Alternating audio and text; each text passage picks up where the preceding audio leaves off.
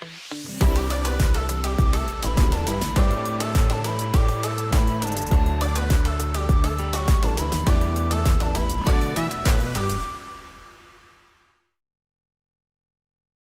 and welcome. Happy Thursday to today's episode of Veeam Tech Bites. I am Rick Vanover, the Rickatron, back in normal circumstances in my office, but I'm joined with a very special guest. We're going to talk about object storage today. All right, let's see if I can get this right. Troy Liljedahl, how you doing today? Oh, doing great. You nailed it, Rick. Thank you so much. Just the digital. That's an easy way to remember it. Yeah, so stoked to be here. Can be more excited to be hanging out in Tech Bites. Rock on. So Troy, you're from Backblaze, storage provider, object storage provider, Veeams. What's your role there? Give the audience an intro. Yeah, so I lead the solutions engineering team at Backblaze. So we're kind of the folks who are helping people that are interested, trying out Backblaze with Veeam, getting them set up, helping them through proof concepts, helping get Backblaze integrated into their environment. We're the technical arm that helping folks that want to give Backblaze a try. So we're maybe a little nerdy than most the folks here at Backblaze, but you got a question about API, you got a question about static codes, you got a question about lifecycle rules, and that kind of stuff. That's what my team helps with. Oh, fantastic. Nerdy is always welcome on my show. So, Troy, you're based in California, is that correct? That's correct. I'm in the Bay Area. All right. And then myself and Felicia, one of our producers, are based in Central Ohio. Felicia is based in Texas. Jeffrey is based in Central Ohio, but we've got like a big team here. So let's take a quick look at the map. Like I said, Jeffrey and I are based in Central Ohio, but we want to know where from. Oh, we got somebody on from New York. Oh, that's right. One of your colleagues, I think, is also on with helping out. So we got New York, or that's Pennsylvania. Holy buckets. I got to wake up. Come on. Let me know in the chat either what U.S. state, I think we can Canadian provinces now. If not, we'll just light the whole big thing up, or what country you're from, and we'll come back to that map. We want to know where you're tuning in from. I got one of the chats up here to click stuff if I can, up your questions, but let us know. And by the way, if you do have a question, throw it up here. We got David and Don also helping out, and then I'll relay that over to Troy and stump the chump, as it were. He said no, so I'm opening it up for y'all. See what we can do. All right, so we got some stuff prepared here for you. Let's go over to the screen share, and we're going to talk about the architecture of object storage in a backup recovery sense. So you're nerding right into my swim lane here, Troy. Excellent. But I think it really is good to line it with, the Veeam story right now of radical resilience. I'm going to start with my favorite part of this slide right now and do my zoom in. Veeam Ready Object, great place to start. Having that verified solution for Veeam backups. Tell us a little bit about your journey at Backblaze and storing Veeam backups. Yeah, so kind of give you some context into our history with Veeam. When we first came out with our Beach Cloud storage, we wrote our own native API. We thought, we kind of looked at what everyone else was doing, looked at what the S3 standard, and we said, man, we think we could do this a little better, right? And when we had an object storage solution in place, started as like a computer and backup company. But once we came out with that, we started to get Veeam users coming to us say, hey, we want to use you guys, right? But you guys don't do S3. And that's what everyone does, right? And we're like, oh shoot, you're right. We got to do S3. And so we built out an S3 compatible API. Almost specifically for Veeam users, because that was the number one use case of folks we had put on our door that said, hey, we want to store our Veeam backups in your cloud. And so from that grew our S3 compatible API. I got to work on that project with a lot of fun.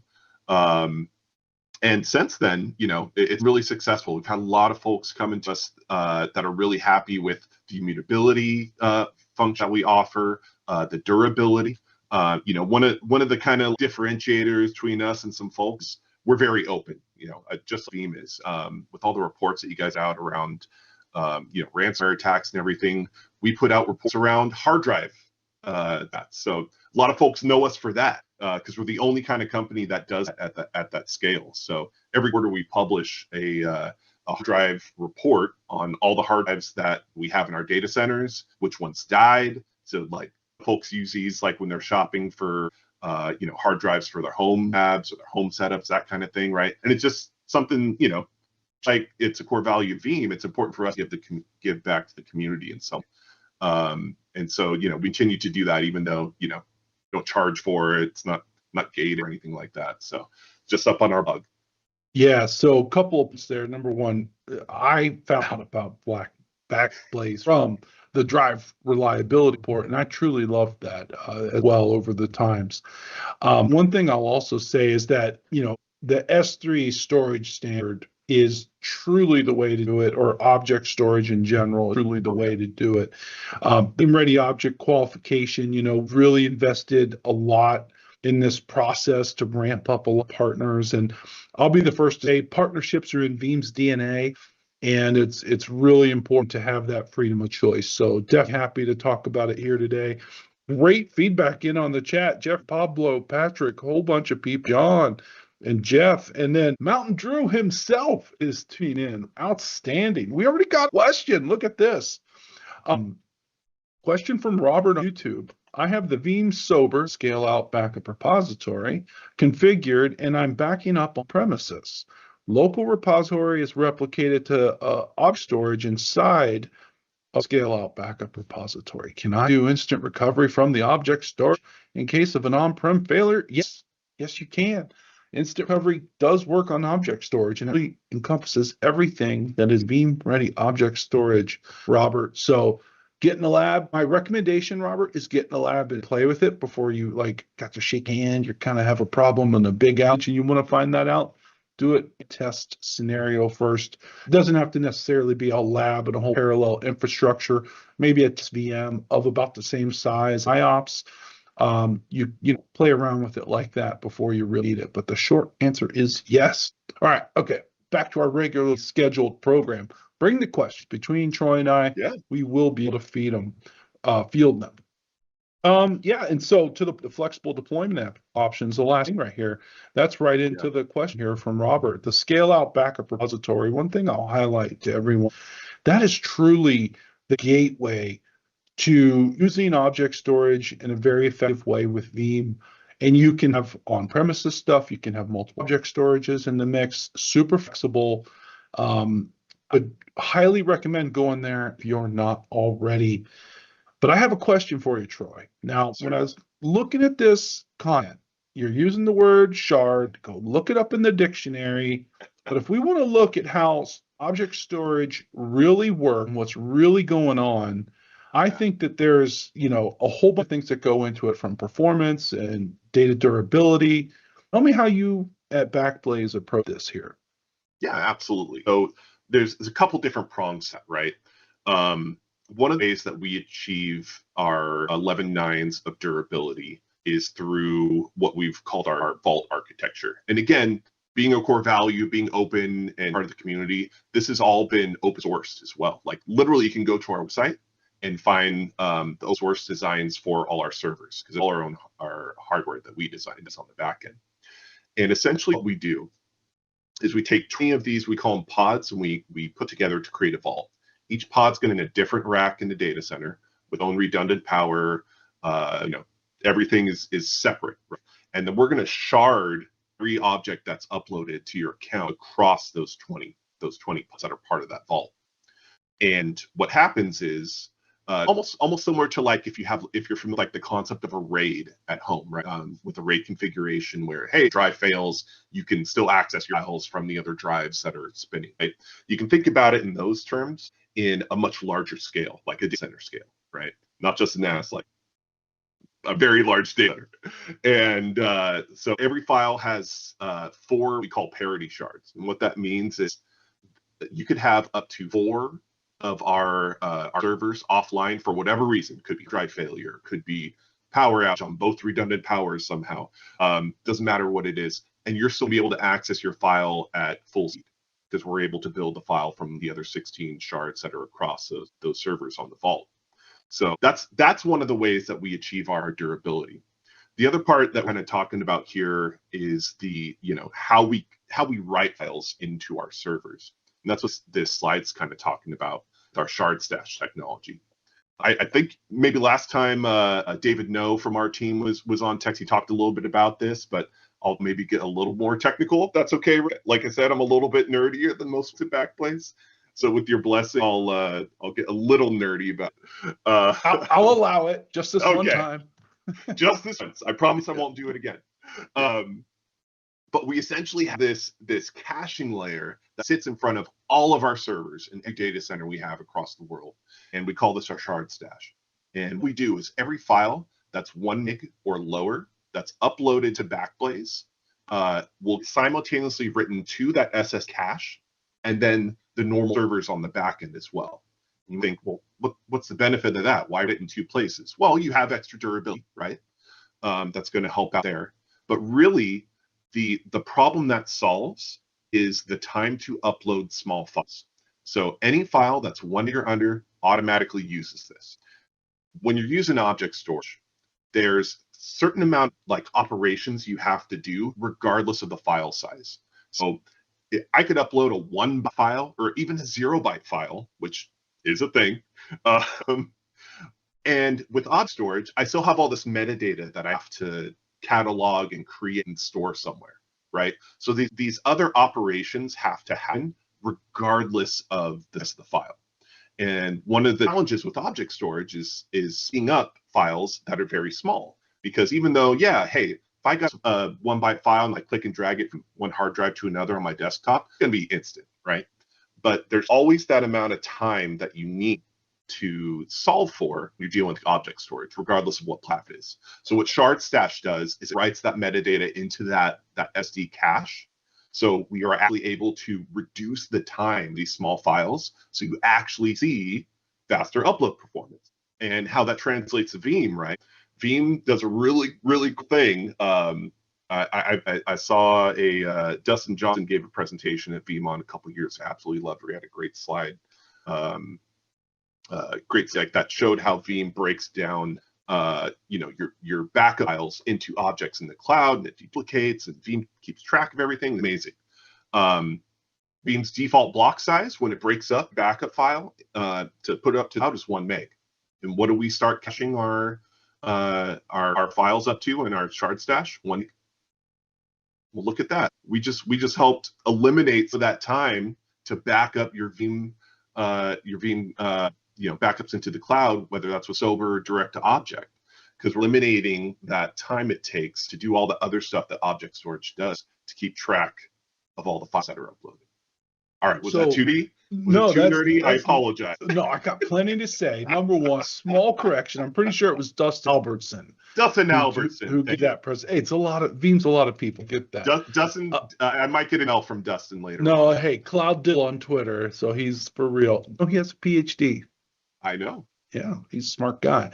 All right, but yes, love that. One thing I want to highlight is that when you talk about that metadata, that's something that a lot of people overlook when it comes to cloud storage, because we have this like mindset of like, it's this many, terabytes on premises should be similar on cloud. No, it actually may be less, but that metadata is like a different factor, lack of a better word.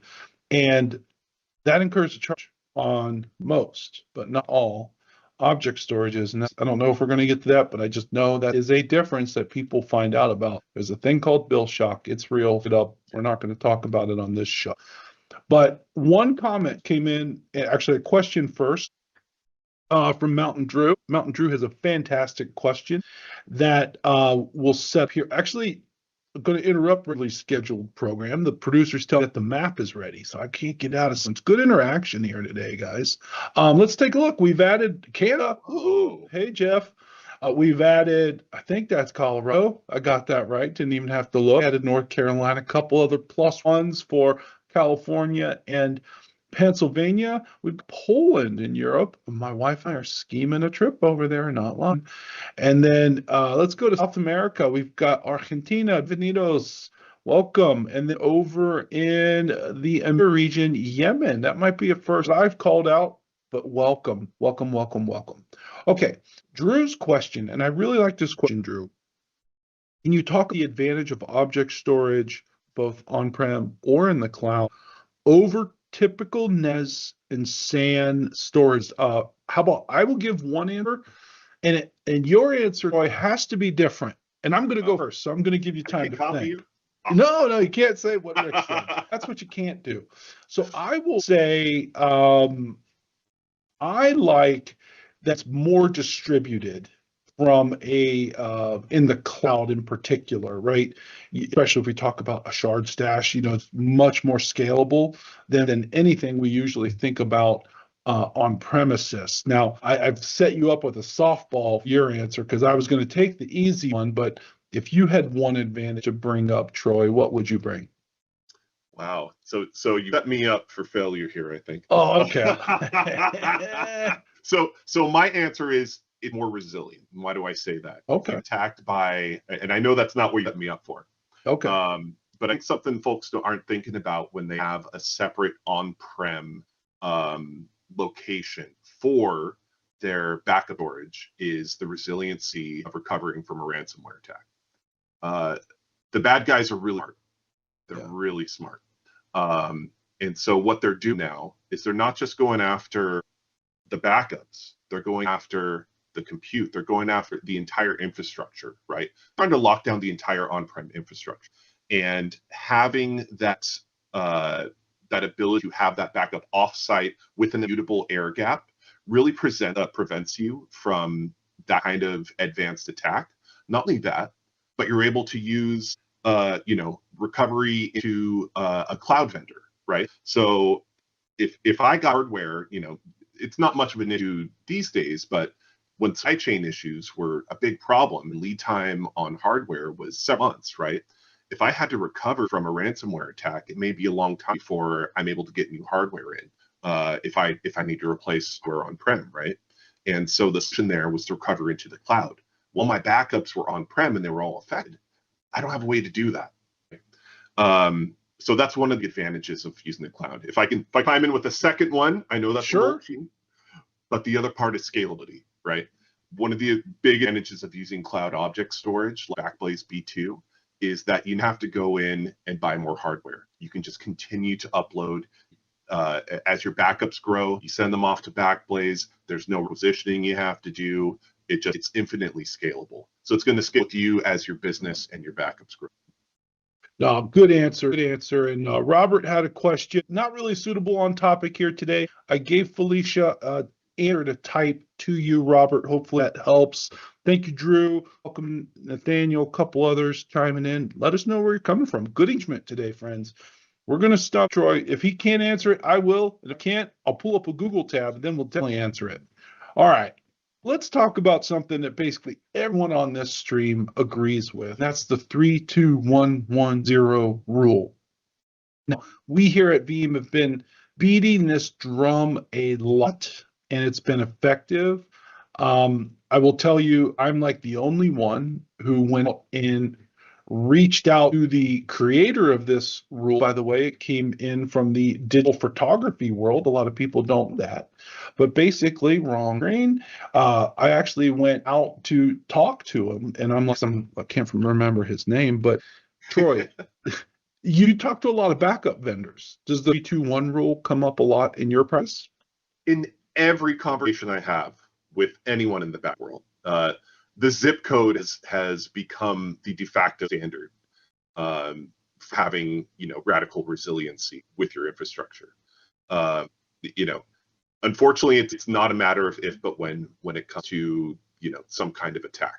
The numbers there. It's not just me saying my thing.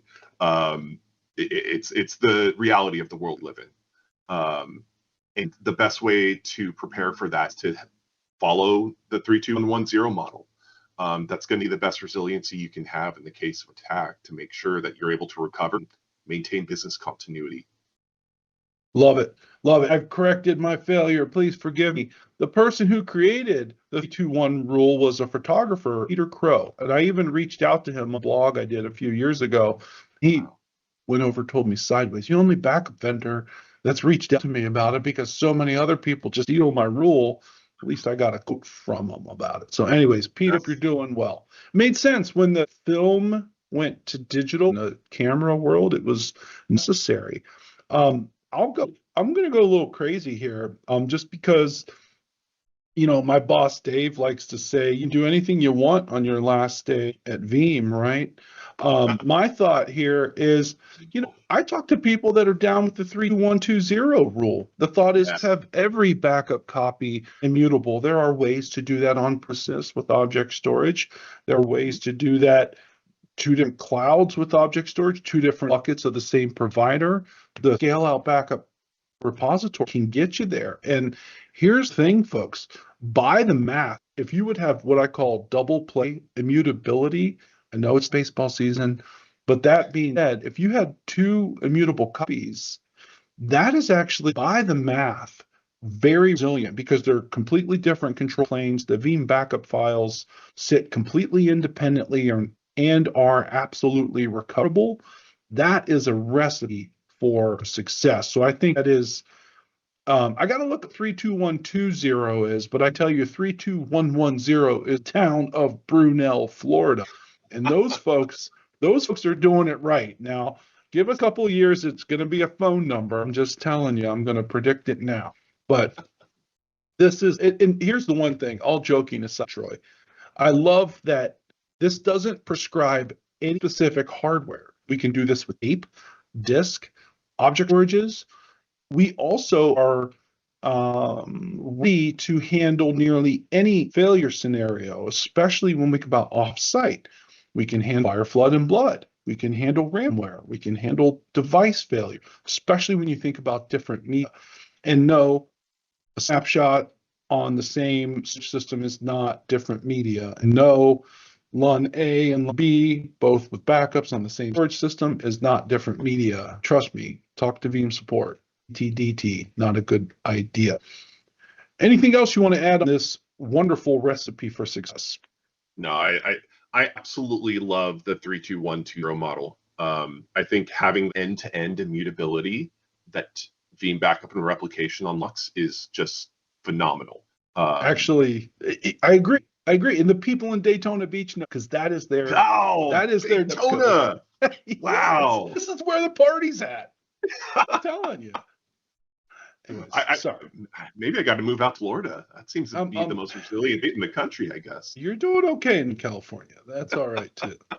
All right, I gotta be professional here these days. My producers are giving me up. So, no, this is a recipe, folks. And if you're not there yet, reach out to the folks at Veeam, folks at Backblaze, and then also some service providers. We're going to get to that here in a second. I think that it's easier than ever to get at least one immutable copy. I would go so far as to say, if you don't have something in here, that's a plausible emergency for your organization. I have nothing but evidence telling me that bad things happen to good data every day, but the way to combat that is to have one or more copies in something that's immutable. So last thing, I probably don't talk enough about this one, is no surprises, no errors on recoveries. And this used to really just be Veeam's kind of backup technology, automating recovery verification. But if you look where we are today, now, it also includes scanning for backups to make sure malware free automatically. Did you could do that? Yeah, you can.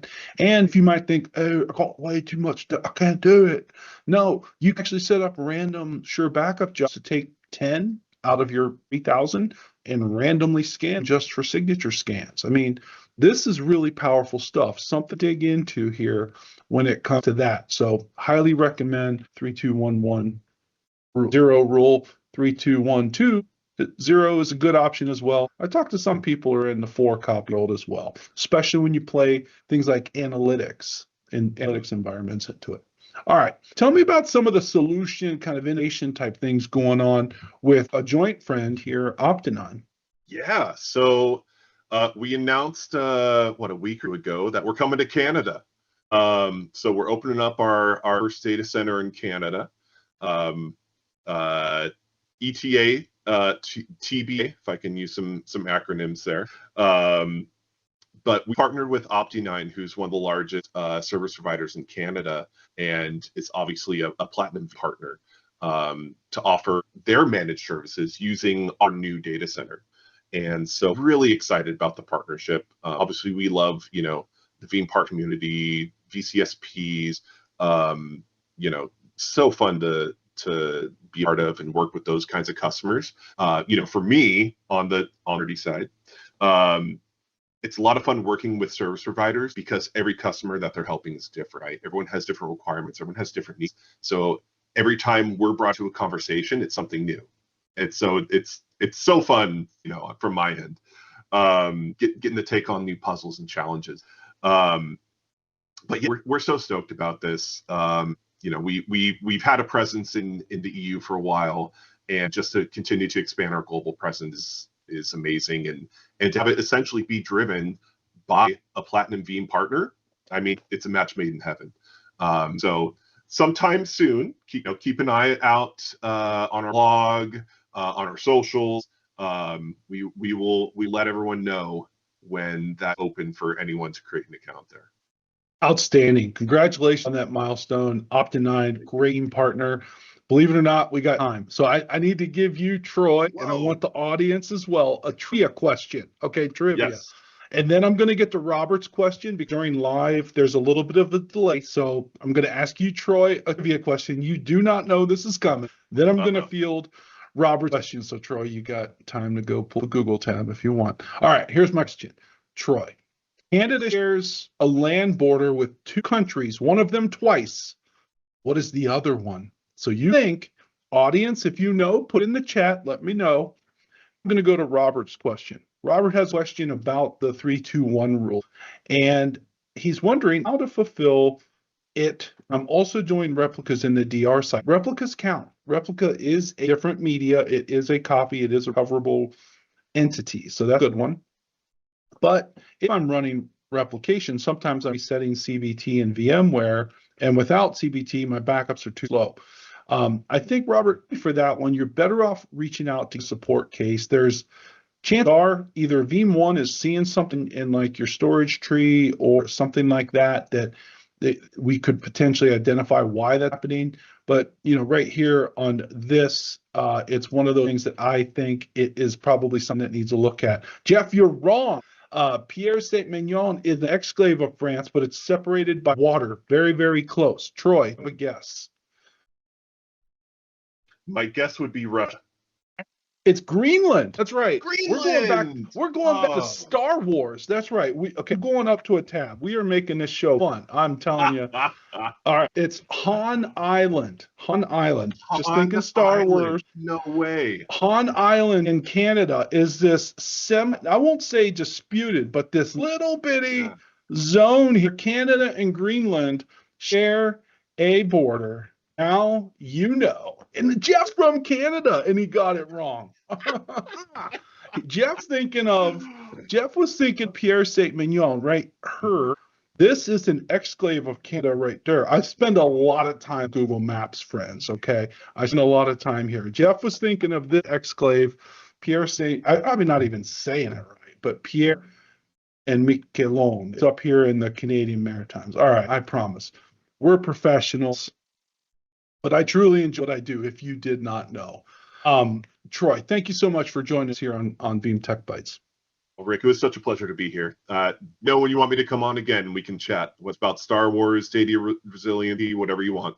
Rock on. All right, and I want to give a big thanks up to Jeffrey and Felicia. These two producers, trust me, they put up with my shenanigans every day. Thank both. You make this show great for us. And on behalf of the entire Veeam team, I got one more plug.